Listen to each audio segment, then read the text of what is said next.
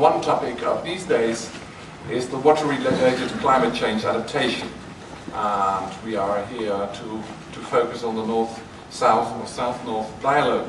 The idea for today's program is that we first have a presentation by the so-called young professionals. They are going to present what they call a peer review.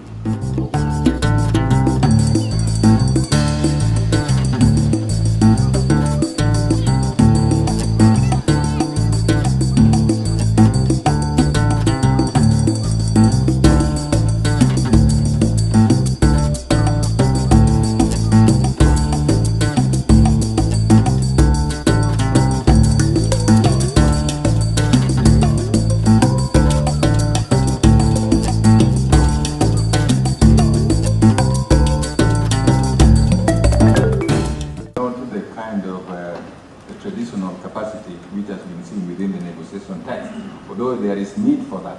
But the group came up and realized that there is now a two-track kind of capacity.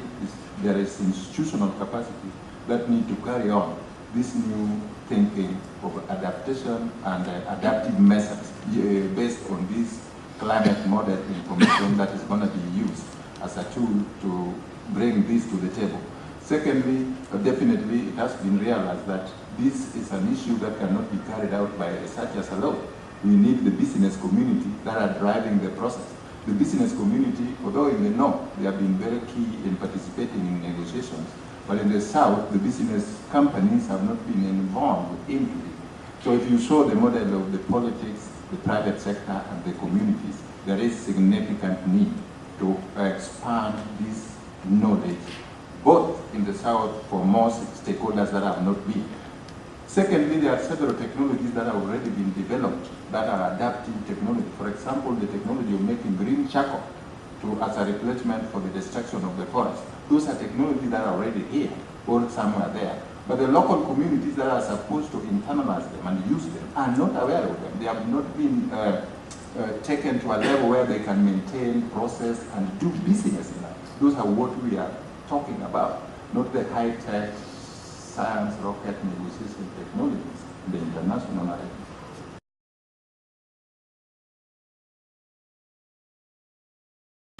I was pleased, of course, I'm a geographer by training, the people who say, yes, let's look at these maps, let's look at the way we present our things in space. I hear the word downscaling a lot. But what I miss a bit is the follow-up of thinking in terms of scenarios and thinking in terms of strategic environmental assessments. I heard that word, but that means that you have to think in terms of time. So also, it's not just the geographical scale, it's also the time scale. And if you do investments in adaptation, what is, in terms of the business model, what is the time that you need to reap the benefits of those investments? And for that, I think it's only the start of thinking in the international knowledge community about how to deal with that.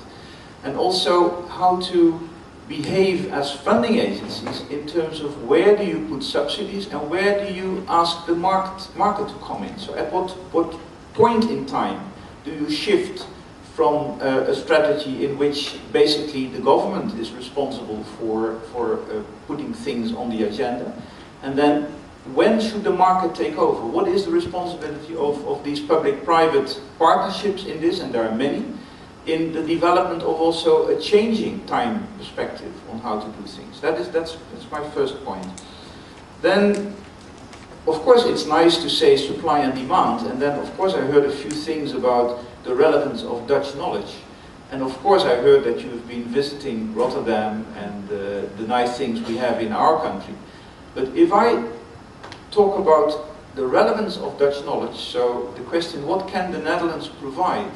Then I see a number of things that I think, at least analytically, you should separate. The first thing is, what can the Netherlands provide as the Netherlands, in the sense of what happens here? How can we, as a climate vulnerable country, offer to the world in terms of technical, but particularly institutional solutions? That's one. But second, the Netherlands has also been on the forefront in the climate change negotiations at the global level. The Netherlands has played a major role in developing models and, say, global level modeling, and also the whole idea of georeferencing and the input of it. That's a very much type of knowledge that has not a lot to do with the Netherlands as such, with what happens here in this little space on Earth. It has to do with the knowledge that the Netherlands knowledge workers developed on a more global level. And then the third element is that very many Dutch people have gained, also businesses, but also in the knowledge sector, also NGO sector, have gained a lot of knowledge about Vietnam, about Indonesia, about Ghana, and about connecting. And so the question about how to bring knowledge together, this brokerage function, is very much a thing that Dutch expertise can bring.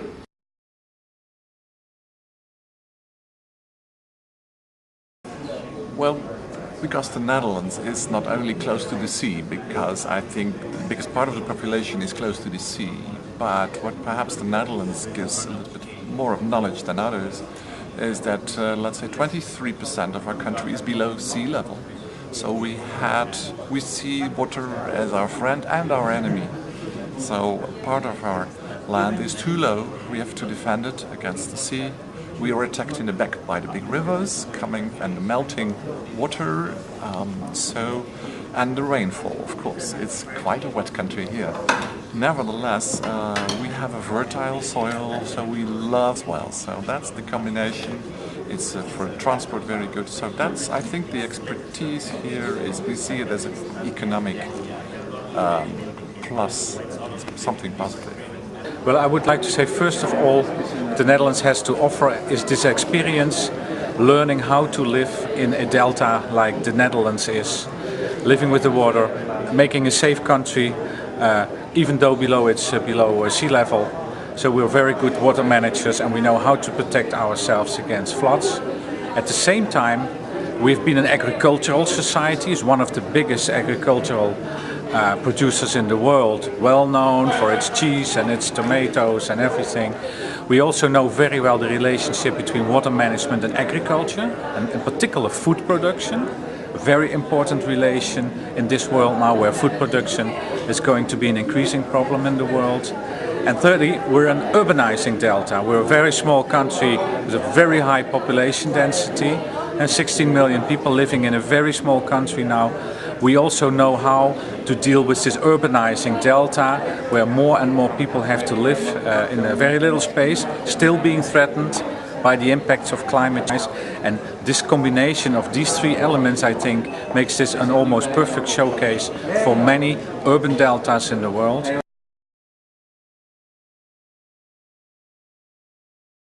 I think it's important for young professionals because they can work for a long time, they still have a lot to do, a lot to give for their countries, and they can still share this knowledge with the other generations back home. How do you define who is young? Because I may have 10 years of experience in one field, and after that 10 years, if I start working for another field, I become young again. It's clear that the future is with the young professionals, and it is, a lot of innovation comes from there, a lot of new thinking comes from there, and a lot of energy comes from younger people.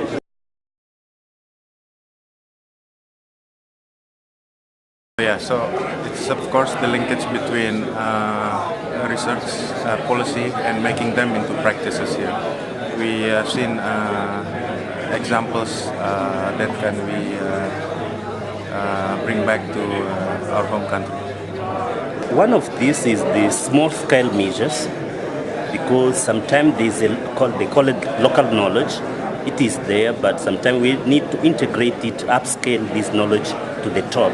involving the government, the NGO, civil society, and the private sector, so that all the media that can be taken can be sustainable.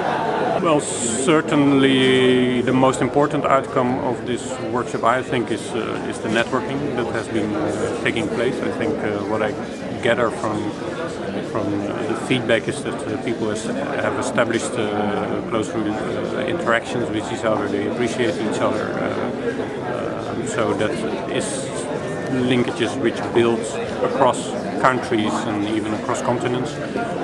And it has definitely built linkages with Netherlands knowledge institutions, Netherlands programs, Netherlands ministries,